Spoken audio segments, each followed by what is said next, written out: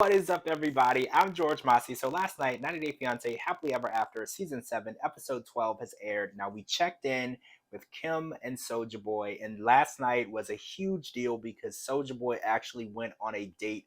I don't want to call it a date per se. It was more of like a meet and greet with Fareetah, who is a 18-year-old girl from his local region.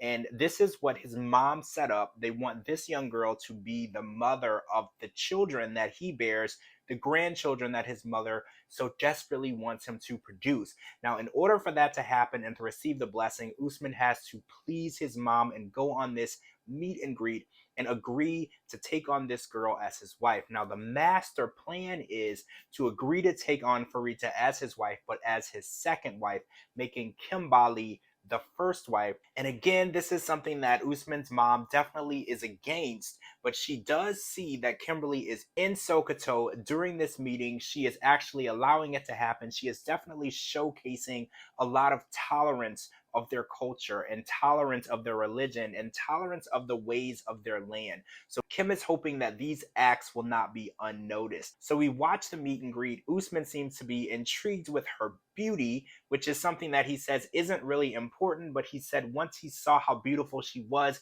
he was actually interested in going through with the meet and greet. He actually said he wanted to leave right when he walked in, up until he saw how beautiful that she was. So we're waiting to see how Kimberly reacts to that statement, maybe at the tell-all or somewhere farther along in the season. But we know that Usman will have to answer for those words. He did describe when he got back to the hotel room Fareetah as not ugly because there was liquids in the room. There were things that could have come in contact with Usman's face. So he was very careful with his words.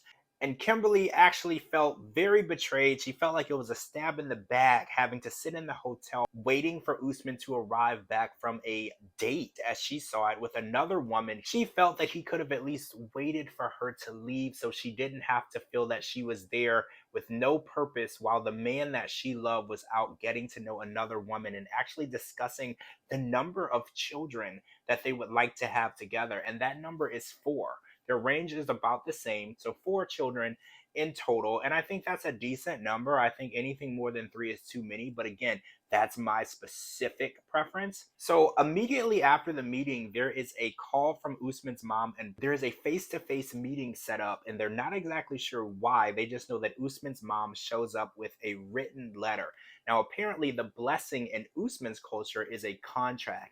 See, in American culture, we just hear, yes, I approve of this. Yes, I will be at the wedding. Yes, I hope that this makes you happy. But in Usman's culture, there's actually a written contract with conditions and terms that you have to adhere to, and you actually have to sign it in the presence of the person granting you the blessing.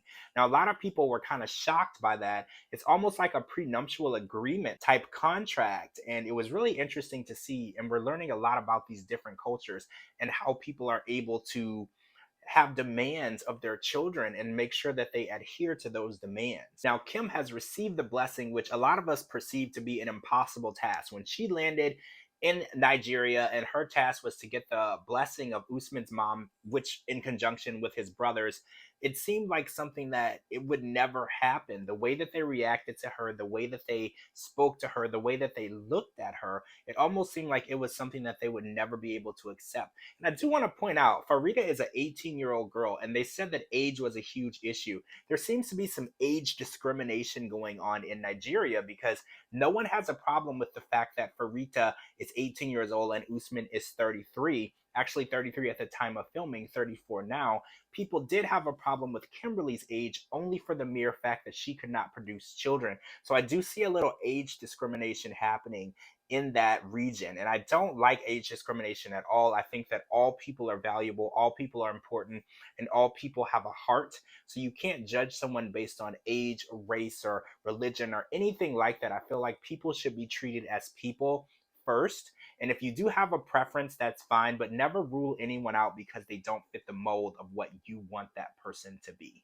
All right, guys, so now that we know that Kim and Usman have their blessing, there's only one thing that we are looking forward to next in this season, and that is a wedding between Kim and Soja Boy. And we know that this wedding is going to be a huge deal. I can't wait to see it. I'm pretty sure Usman will be performing at this wedding, and Kimberly will be standing right there on the front lines, super excited about the performance and wedding. And the only thing I think left is to tell Jamal that his mother is now going to be Mrs. Soja Boy. And that's going to be a conversation that I definitely want to see Jamal have with his mom. And I definitely can't wait to hear his reaction because he has been very skeptical about this entire situation. And now his mom is about to wed to the person that Jamal has been skeptical about since the beginning. All right, guys, I'm George Mossey. Make sure to follow me on all social media at George Mossey and at georgemossey.com for all your 90 Day Fiancé news and updates. I'll talk to all of you really soon.